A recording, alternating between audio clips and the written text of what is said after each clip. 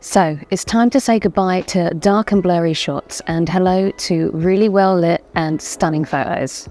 So let's shed some light on how to capture some amazing well lit photos for event photography. Tip 1 is understanding flash modules.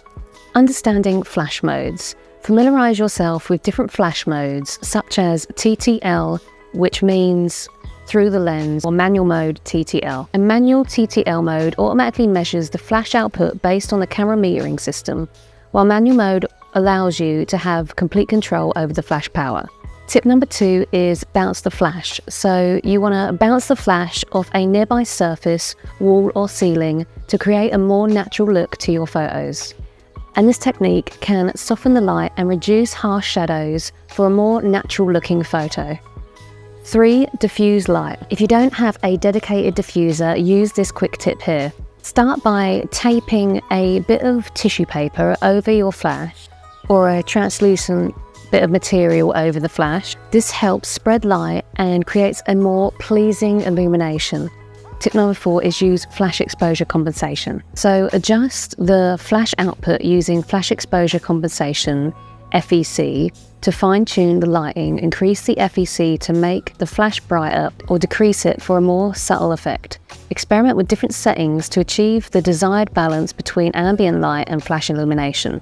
Tip number 5 is fill flash for outdoor portraits. When shooting portraits in harsh sunlight, use a flash to diffuse any harsh shadows on your subject's face. This technique helps balance the exposure and adds like a nice little catch light to the eyes, resulting in more flattering portraits. Tip number 6 is sync speed and high speed sync. Understand your camera's sync speed, which is the fastest shutter speed and which is the fastest shutter speed you can use with your camera.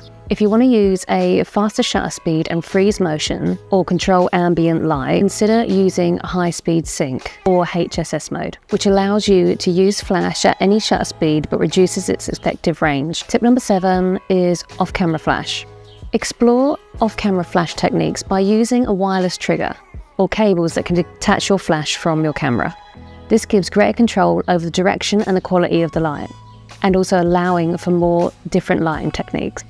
8 is diffuse harsh shadows. When shooting close-ups or macro photography with a flash, you can get more harsh shadows, and shadows can become a lot more pronounced. Use a little mini softbox to soften the light and minimize harsh shadows on your subject. Number 9, experiment with flash gels. Experiment with flash gels. Flash gels are little colored filters that you can put atop of your camera's flash, and it can help modify the color of the light. This can be used for more creative effects or color correction or matching the flash output to the ambient light conditions. And number 10 is practice and experiment. The best way to improve your flash photography is practice, practice, practice. The best way to improve your flash photography is practice regularly, experiment regularly for different types of techniques. Try different flash positions, angles, and modifiers to understand how they affect the overall image. And remember, practice, practice, practice, and understand the fundamentals of flash photography for stunning results. So grab your flash and start exploring for endless creative possibilities that it offers.